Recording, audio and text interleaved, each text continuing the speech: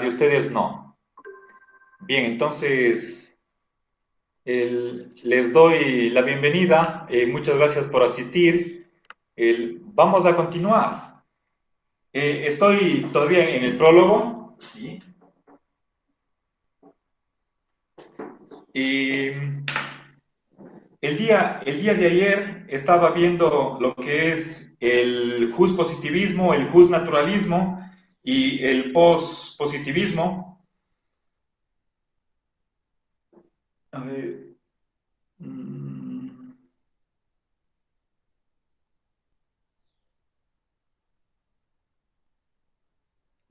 ya, bien. Y vimos con respecto al justnaturalismo, hoy voy a introducir una segunda definición, o mejor dicho, el, voy a mencionar la, la, la, la definición quizás definitiva de lo que es el positivismo, perdón, el justnaturalismo. Vimos cuál es el fin del ordenamiento jurídico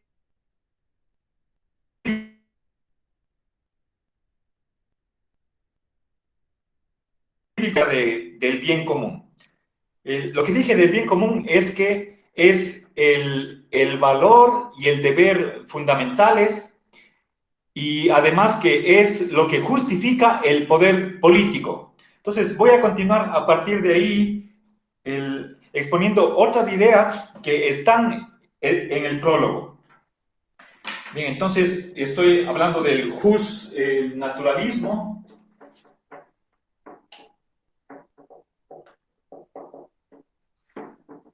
Okay.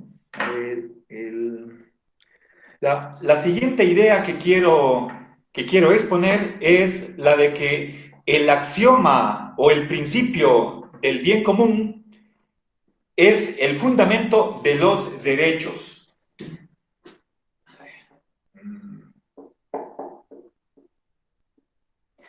A ver, el axioma.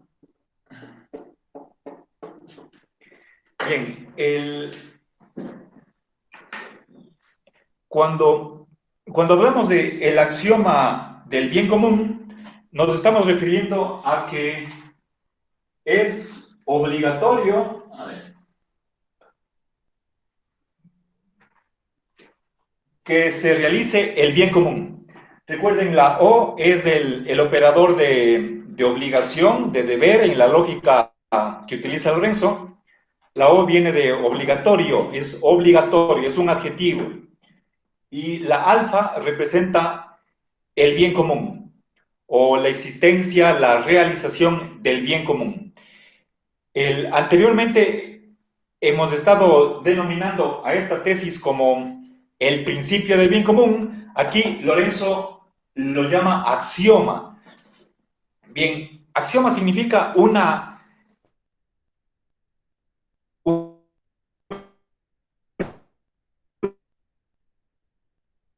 medida para demostrar otras verdades. Más luego voy a hablarles acerca de la lógica nomológica. Entonces, este es para Lorenzo Peña el principio supremo del derecho natural. Bien, ahora, el bien común en el sentido de axioma del derecho natural, es la base, lo que sirve para justificar los derechos fundamentales, ¿sí? Los derechos humanos, estamos hablando, ¿sí? Los derechos de los miembros de una comunidad, de una sociedad. Recuerden, cuando hablamos de sociedad, no pensemos solamente en la sociedad humana, sino en sociedad en general. Bien, veremos en otra ocasión, el, si es que nosotros queremos, si nosotros nos preguntamos por el fundamento de los derechos y por qué tenemos los humanos derechos. Entonces, esa es una pregunta importantísima, pero ojo, aquí estoy hablando de derechos en plural. No es lo mismo que derecho en singular. Derecho en singular significa sistema de normas, en cambio acá derechos es un derecho, es un permiso, una autorización para hacer, tener o hacer algo. Derechos, por ejemplo, a la alimentación, a la vivienda, a la salud, educación, al trabajo, a la seguridad social. Esos son derechos que están protegidos en la Constitución. Y hay muchos otros derechos más. El derecho a libertad,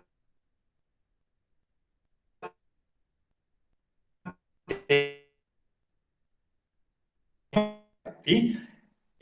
Esas son facultades o poderes que tenemos nosotros para exigir de los demás un cierto comportamiento con respecto a nosotros.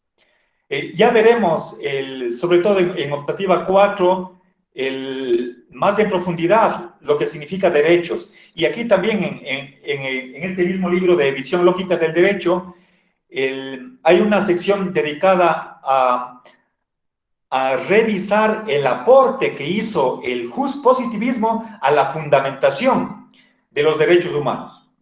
Me adelanto a decir que es nula en cuanto a teoría, en cuanto a doctrina. Bien, ahora avancemos en otra idea, que el justnaturalismo en la versión que presenta Lorenzo Peña tiene una fuerte raigambre leibniziana, ¿sí? Entonces es un justnaturalismo leibniziano.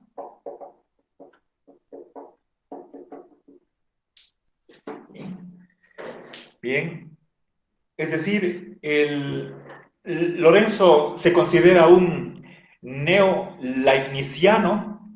Bueno, Leibniz fue un autor ilustrado, racionalista, obviamente, y Leibniz, en algunas ideas de su lógica jurídica son asumidas por Lorenzo Peña, ¿sí? Entonces, creo que es uno de los autores que más han influido, a tal punto que puede pretender que esta etiqueta, bueno, si no es leibniziano, digamos, neo-leibniziano,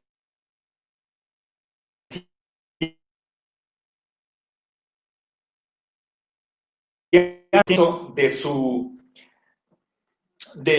su filosofía del derecho. Bien, ahora, ¿cuál es la tesis principal por la cual Lorenzo se autodenomina leibniziano? La idea detrás es la de que hay una especie de cuasi identidad entre derecho natural y lógica nomológica.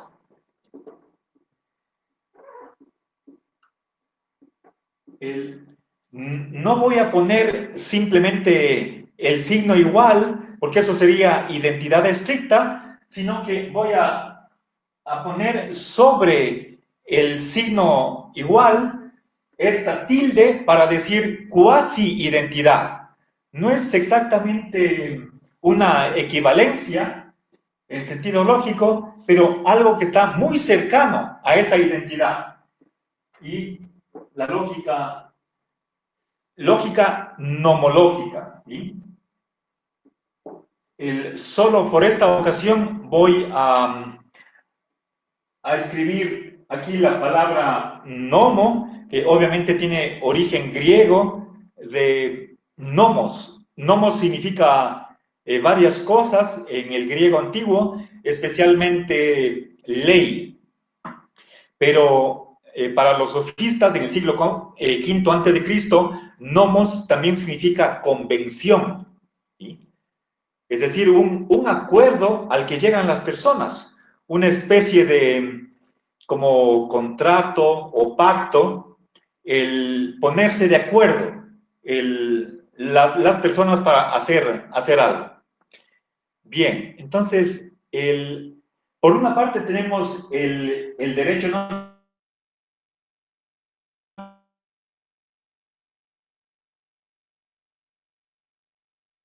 lo que dije el día de ayer con respecto al derecho natural era que el derecho natural es independiente del legislador, de la autoridad, no depende para nada de la voluntad de quien tenga a su cargo el poder político o los legisladores.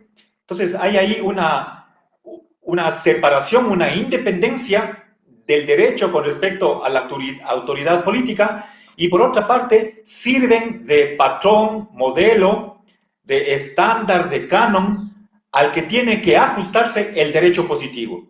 ¿Sí? Esas dos características las expliqué el día de ayer, no voy a escribir en el pizarrón. Entonces, el derecho natural está estrechísimamente conectado con la lógica jurídica. Entonces, la lógica que está en el conjunto de normas. La Constitución, las leyes orgánicas, otras leyes de jerarquía inferior, las resoluciones, las ordenanzas de los ministerios, de la alcaldía, etcétera. Todos los códigos, el, todas las órdenes que da una autoridad pública, eso forma parte del derecho. ¿Sí? Bien, entonces el capítulo 2 va a estar dedicado exclusivamente a esta conexión entre derecho natural y lógica jurídica. Pero si bien el jurídico es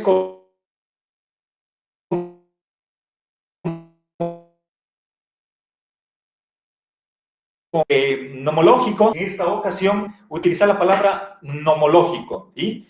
Es decir, la lógica, bueno, después de unos minutos al final de esta hora, voy a explicar exactamente qué es lo que hace o simplemente responder a la pregunta, ¿qué es la lógica nomológica?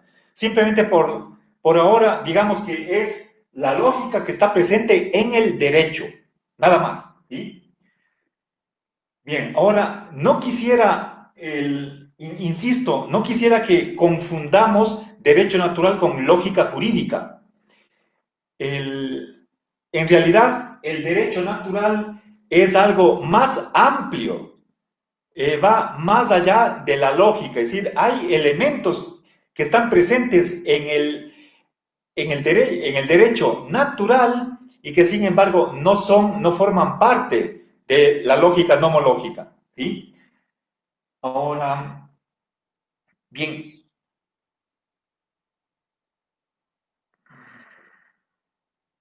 entonces, por otra parte, el justnaturalismo que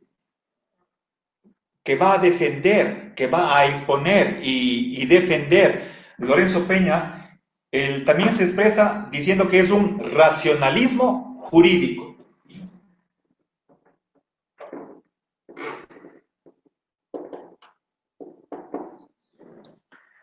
Bien, entonces esto de el racionalismo se debe a que lo que va a tratar de construir Lorenzo Peña es la lógica del derecho en general.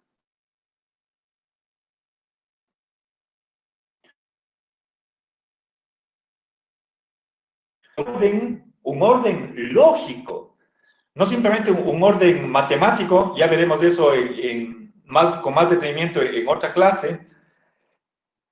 El, entonces, lo que va a hacer Lorenzo es introducir la racionalidad en las leyes, en el ordenamiento jurídico. ¿Ok? Y ahora, eso en dos aspectos, en dos vertientes.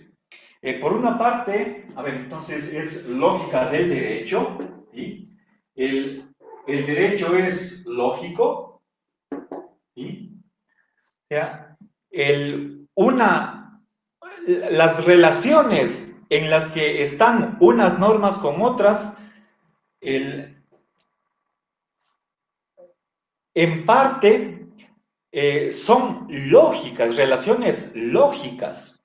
Hay reglas de inferencia, hay axiomas de la lógica jurídica que hacen que todas esas normas constituyan un sistema integrado, coherente, que sea cognoscible.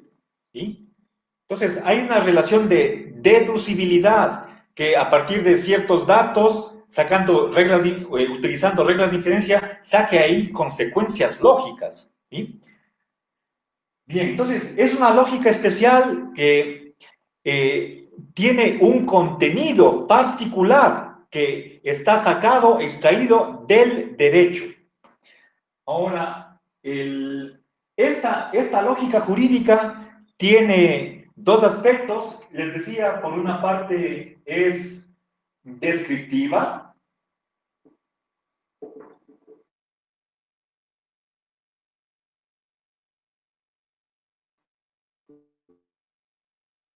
La lógica está presente en el ordenamiento jurídico. No es que es puesta por el filósofo o por un teórico, sino que hay que descubrir lo que está ahí.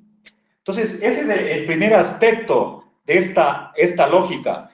Esta lógica es intrínseca al derecho, a la praxis jurídica, y por otra parte, esa lógica tiene otro aspecto que es prescriptivo.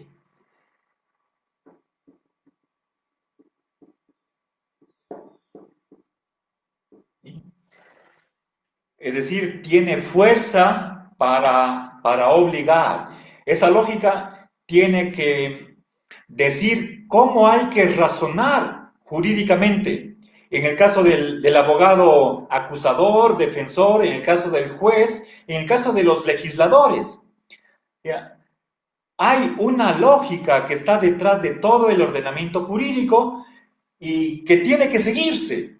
¿Ya? No, lo que está excluyendo la lógica es la arbitrariedad, de que las leyes tienen que estar justificadas, tienen que estar motivadas, al igual que la resolución de los jueces.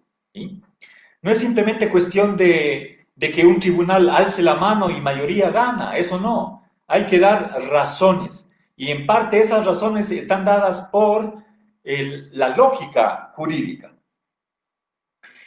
Finalmente, una última idea que quiero añadir es la del intelectualismo.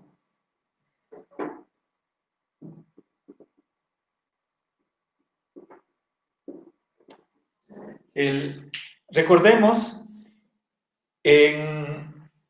hemos visto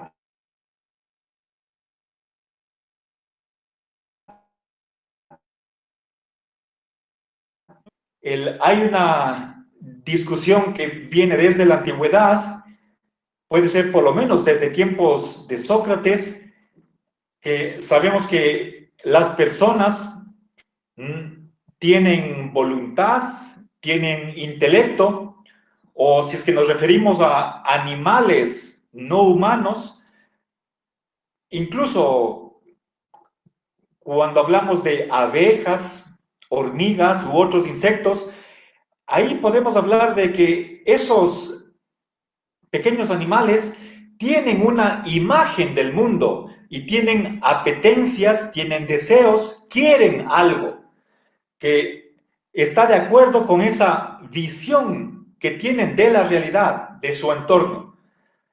Ahora,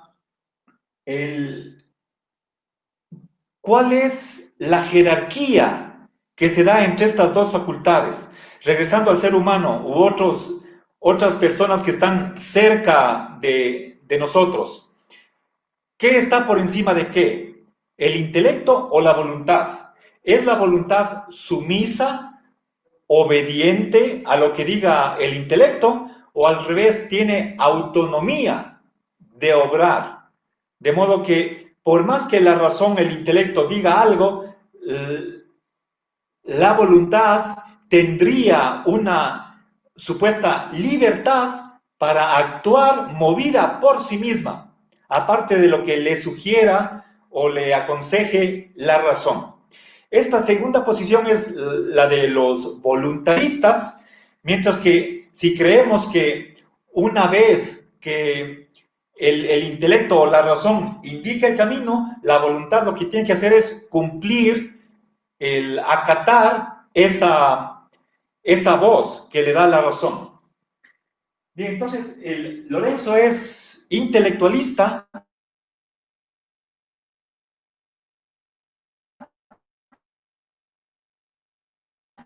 a dilucidar cuál es el origen de las leyes. En última instancia, no es cuestión de una voluntad que sea autónoma con respecto al intelecto, y eso más Lorenzo describiría como un capricho, un antojo. Lorenzo, como siguiendo esta tradición leibniziana racionalista, que es la de la Ilustración, cree que las leyes se descubren, son objetivas, están en la propia realidad, y lo que hace nuestra facultad cognitiva es simplemente captar lo que está ahí delante de nosotros. ¿Sí? Bien, entonces, con estas ideas doy por terminado el resumen del prólogo. No sé si tienen hasta aquí alguna pregunta o algún comentario, una crítica.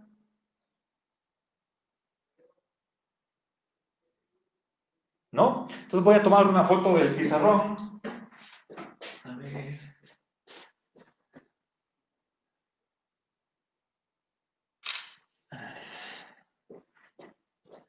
Y voy a borrar.